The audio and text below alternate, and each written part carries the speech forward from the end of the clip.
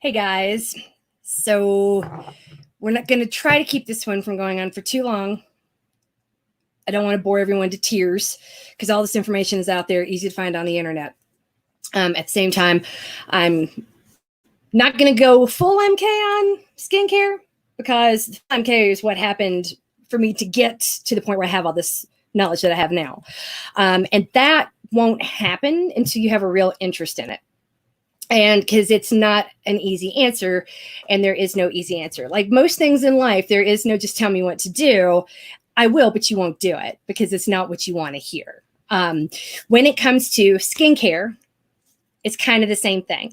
I'm going to talk you through some of the basics of why your skin is completely dry right now, what could be contributing to it, and how to combat it, both from a hand washing perspective. I have a lot of love for my healthcare providers, my doctors, my nurses, anyone who, and even more so the people that are handling the papers, because I don't know if you know this, but doctors as a general rule aren't particularly tech savvy. I think they take that away from them in medical school. And if you disagree with me on that, I'm going to have to show you the video that we made last night when I interviewed 4 doctors for the podcast, 3 doctors for the podcast. Oh my God, it was amazing. But I tell you this, the people I'm most worried about right now are anybody that's having to pass papers back and forth in the hospitals because they got COVID hanging all over them. So from that perspective, if you're washing your hands, if you're washing your face a lot, I know that a lot of people are taking that extra step of going home and using and showering before they go in their house, which might mean you've gone from showering once a day, once every couple of days, to taking a really thorough shower every day or multiple times a day. So this is not going to be one of those moments where I just tell you what to do, make it real simple. Then there'd be no reason to have a live stream. I'd just throw some links in here, but I don't like or believe in affiliate links. I don't get paid for anything that I say. Actually, I get paid to shut up. So everything that I'm showing you here is stuff that came out of my bathroom. None of it is paid placements. This is just what I like. And if you want to go buy it, you're going to have to Google it because I believe that strongly in not sharing affiliate links. I think it's tacky. So where we start, there are 3 types of moisturizers. And this is why when you hear that, you'll understand why I can't tell you, just tell me what to buy. There is no best moisturizer. It doesn't work that way. We have to take a few things into account as to why your skin is getting dry in the first place. Now, this is not like a huge voyage of scientific discovery. It's not hard to figure out because every type of moisturizer, and there are 3 types, has a big drawback that comes along with it. So where I'm going with this is that you're going to have to layer, and you're going to have to get used to the layering. And there are different times and ways that you can layer, but we're just going to hit the big ones. And then if you want to do more than what I show you, feel free to ask questions and I will send you down the same rabbit holes that I went down. Sorry, just 1 second. I'm gonna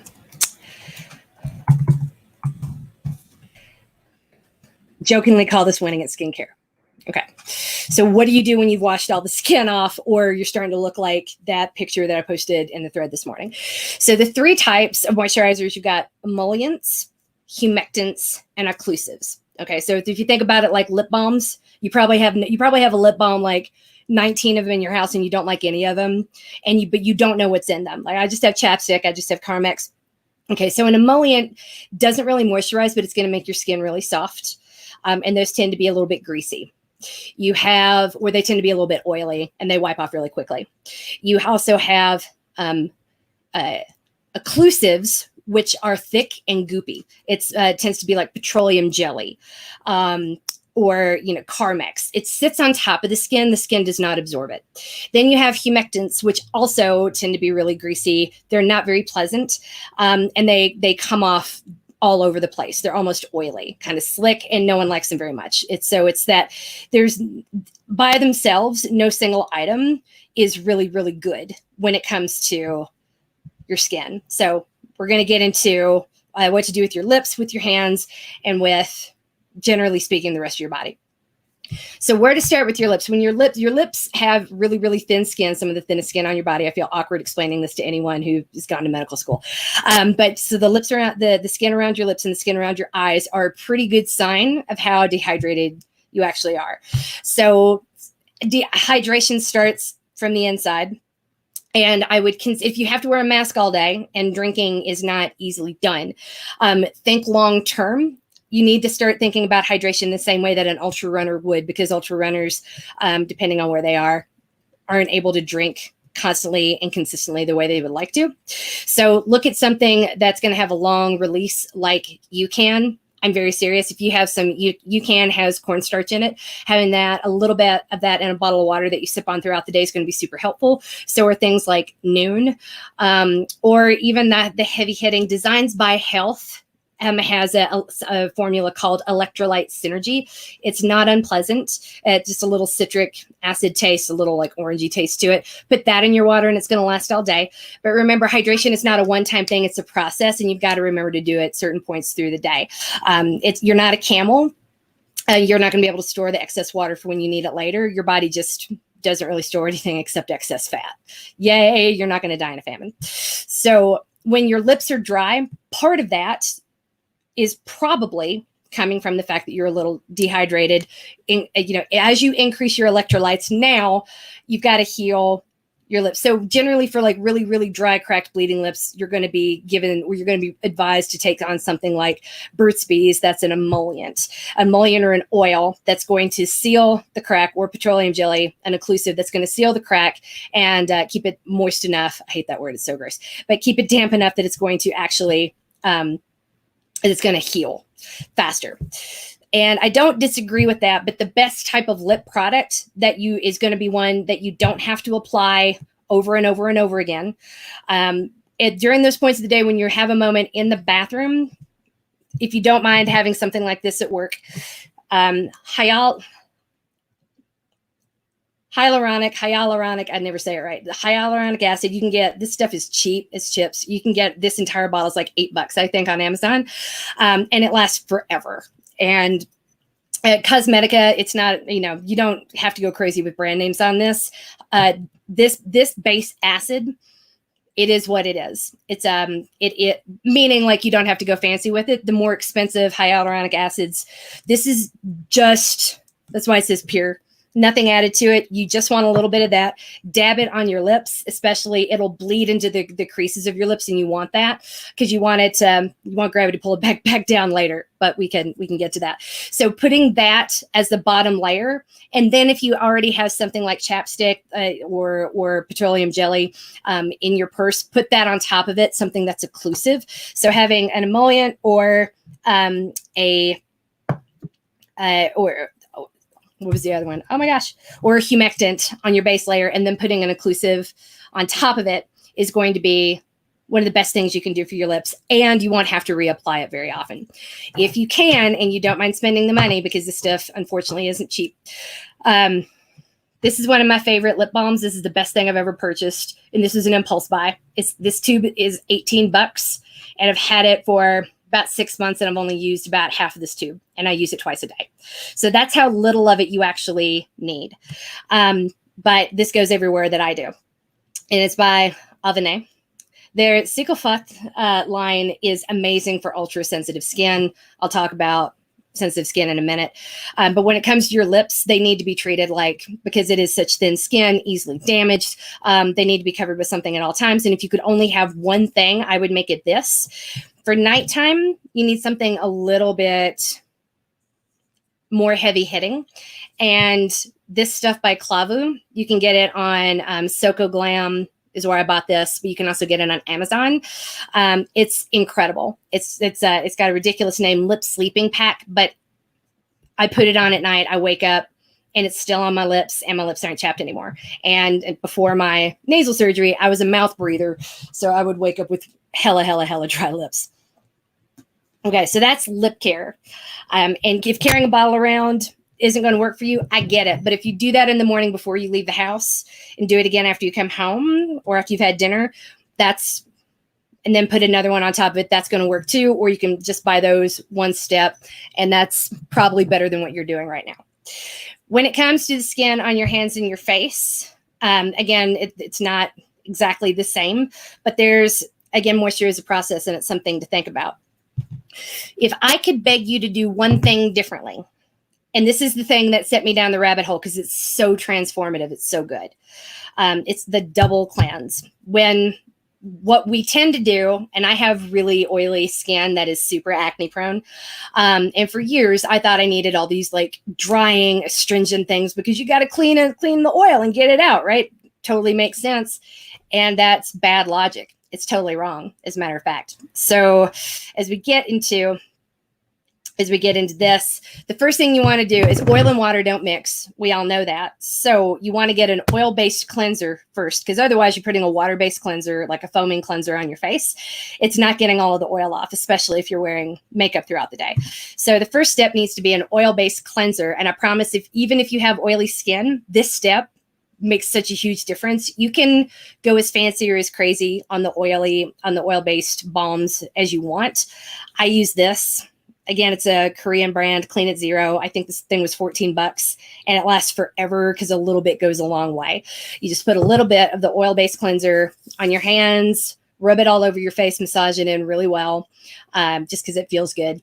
Then get your hands a little damp and emulsify it, and it'll all just come right off. Then follow that up with a gentle, super gentle cleansing foam. In the winter, when my face is really dry and my lips are really dry and I'm super stressed out, I will use this, a hydrating water-based cleanser on top of it. That's the big change that I make into the evening, or I make into the winter. With that, you can take that same hyaluronic acid serum that I told you to put on your lips. You can rub that all over your face, give it a minute, and then put on your moisturizer on top of that. That is going to make a huge difference throughout the day.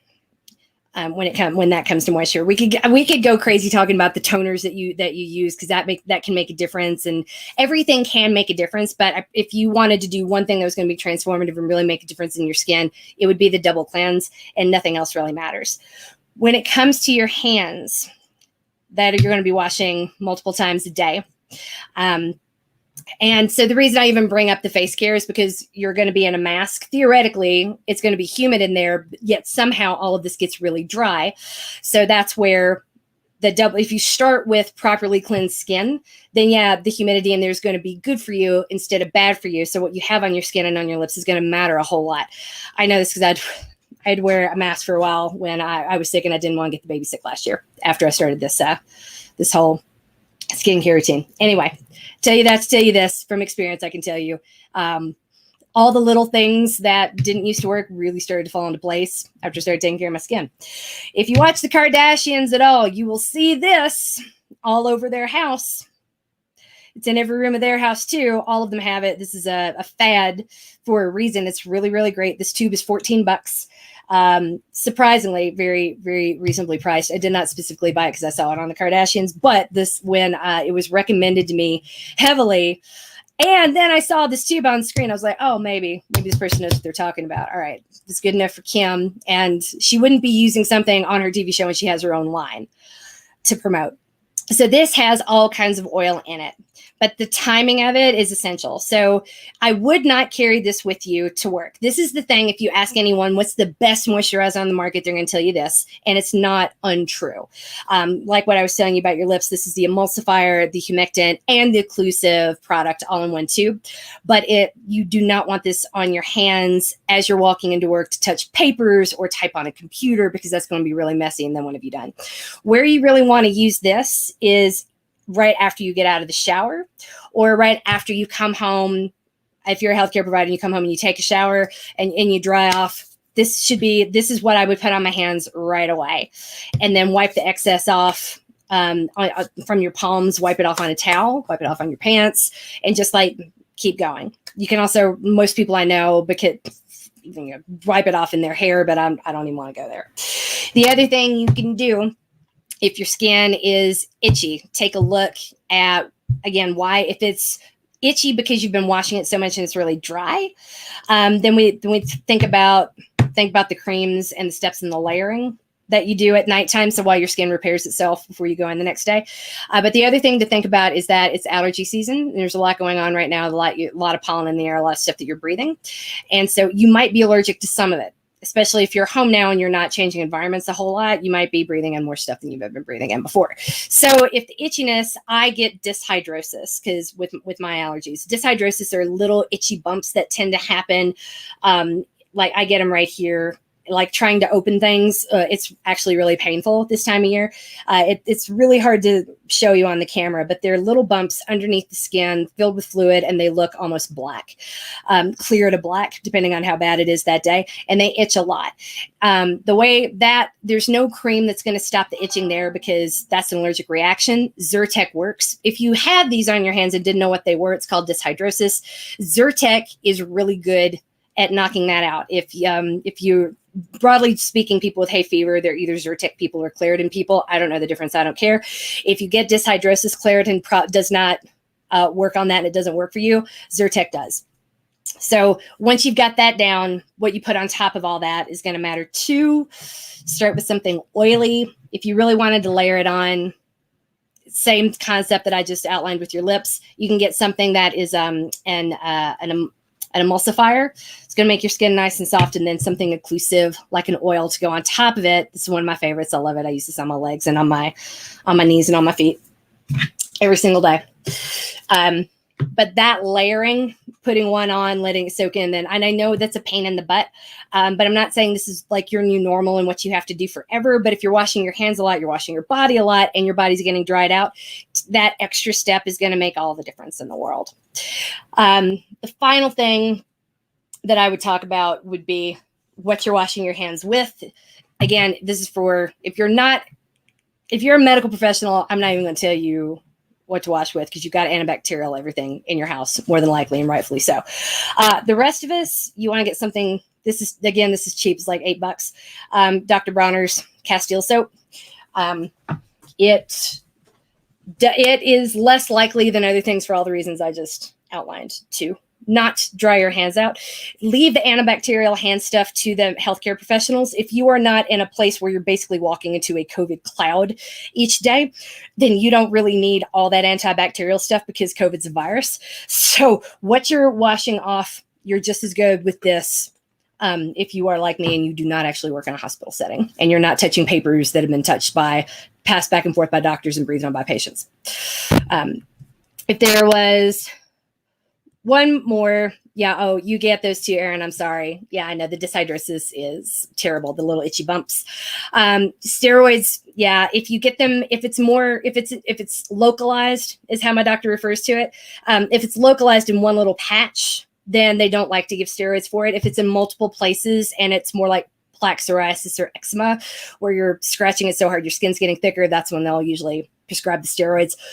If we can knock it out before it gets to that point, and not to say that like if it gets to that point that it's your fault, but rather if getting them out, if there's a way that we can attack it before it gets there, the Zyrtec oil combination is usually enough to knock out the itching that would do the long-term skin damage. Oh gosh, mine cover the palms of my hands and my knees. So it can be really, really bad. Even more so, be gentle with how you're washing your hands, because taking more moisture, then it's going to be itching literally from the inside out. So Hui oil, terrific. CeraVe is amazing. Those are really the basics. If you're, final thing, if you're getting really, really bad, this whole line is Avene is what, it's the lip stuff that I use. This entire line is made for ultra sensitive skin, and my skin is ultra sensitive. It turns, you guys have seen me, been with me on this journey for a while. It turns red when I'm in the sun for too long. It turns red when it's slightly irritated. It just gets ruddy really quickly. So this line, the Sikofat line, it was made for skin like ours, skin like mine. And all that stuff's really good. So if there are any questions, toss them in here, Adam. I'll respond to them later. I got to go put two little ones to bed. But those are the very basics of skincare. And I probably would have just been easier if I'd thrown the links in there, but then you wouldn't have trusted it as much because I don't trust affiliate links at all. And that's why I don't do them. You're coached. You're loved. Hydrate. Layer. Moisture. Hydration comes from layering on your moisturizers, humectants, and emollients underneath and occlusive on your skin and on your lips and in your hair too. Now that you know that, you're winning in life.